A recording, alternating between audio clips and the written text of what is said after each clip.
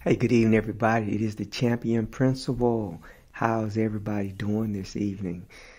Hey, one of the questions that I get all the time is, what is the hardest thing about being a administrator, being a principal of a school? And it's kind of funny that, I just see myself as a regular person, a normal person, nothing great about me. But I know I get a lot of emails, a lot of texts, a lot of messages on Facebook, and a lot of people from all over the country really reach out to me. And they ask me for suggestions, and they're curious what kind of work we're doing. They ask me about the different programs we have at my school, and they just want to share, and they want to collaborate. Unbelievably, it's my sixth year as a principal. It's been amazing. It's been a blessing. We've had good years, and we had some struggling years as well.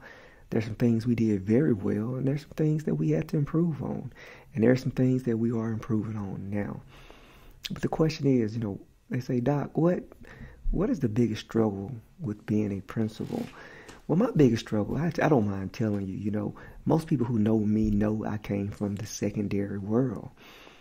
So my teaching experience was in secondary, middle school and high school. Was at 9 years actually, and once I left the middle school, I moved on. Well, I was in middle school and high school, but when I finished, I moved back here to Alabama, and I became an assistant principal at a middle school. So there was more middle school experience.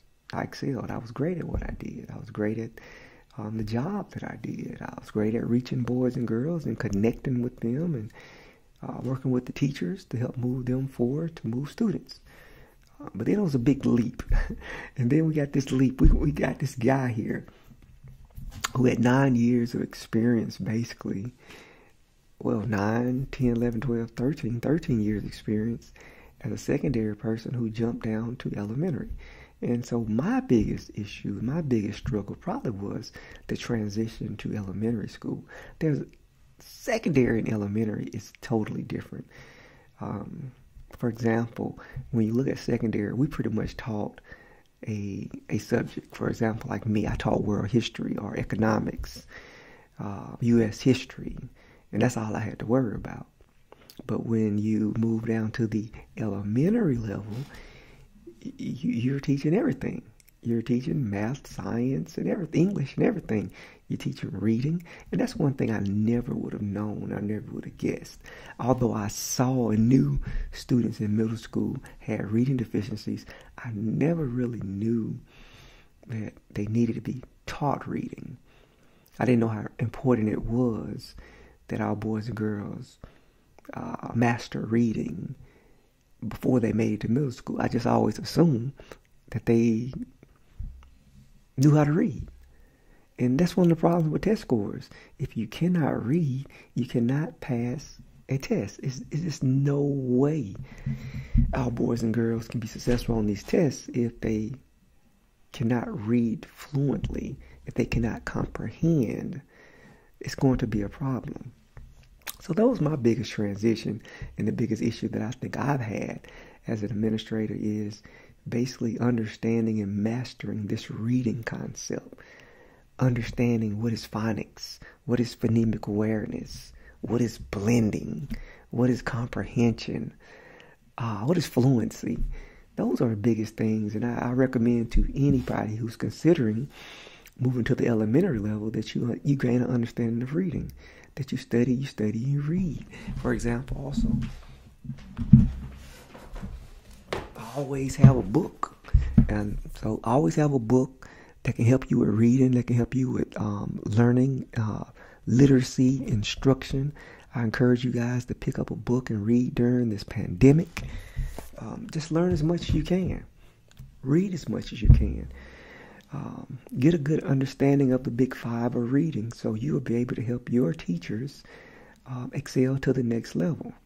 So understanding the elementary world is one. Understanding the concepts of reading is two. Being able to provide different feedback to your staff observing and making sure they are doing what they are supposed to be doing on a scheduled time. All those things are important. To me also, you have to make sure you have a great culture at your school, great cultures with your staff, and a great culture with your students. All of those things are extremely important. And that's one thing I've been blessed on. We've been able to have a good culture and a climate at my school. We had to fix a lot of things when it comes to reading and instruction and foundation. And that's where you have professional development. You must put that professional development in place. And to retain your teachers, to make sure that you are keeping teachers in your building who are strong and who are able to teach those reading foundational skills. Those things are important. I would love to tell you that we had all those things in place during my tenure, but no, we did not. We had to back, and we had to make sure we select the right teachers, and we had to make sure that each one of those teachers had the right foundational skills to reach our boys and girls. Of course, I'm in a school where reading is important. Many of our students were missing foundational skills. And if they're missing these foundational skills, that means that the teacher has to be skilled enough to teach the boys and girls those skills. Remember, most of the students come behind. That's the thing. Many of them come behind, and you have to have a right skill set to be able to teach our boys and girls. You can't keep putting it all on the parents, think the parents are going to help you and things like that. Many of us parents, we struggle. So we cannot even help our boys and girls. So those are some of the things that I struggle with. But although they were struggles, these are some things that you can improve on as an administrator, as a teacher, and just studying and making your toolbox stronger and stronger, making that toolbox fit the needs of your boys and girls. So those are the things that I look at as an administrator, as people. When you send me these messages and you ask me certain things, it's all about reading and studying and having a great understanding of literacy. And even when you get to the middle school and secondary level, I think we have to back it back a little bit, and we have to focus on literacy there as well. We have to focus on comprehension there as well. It's very difficult just to teach all of this content, and we still have boys and girls who are struggling with reading. That's the problem. And if I can give you any more advice, study, study, study. Try different things. Pair yourself with an effective reading instructor to make sure that you have a good understanding of those concepts. Always give some type of pretest before you start giving your instruction, so you can know where your boys and girls are. Guys, it's been great talking to you. Have a good day.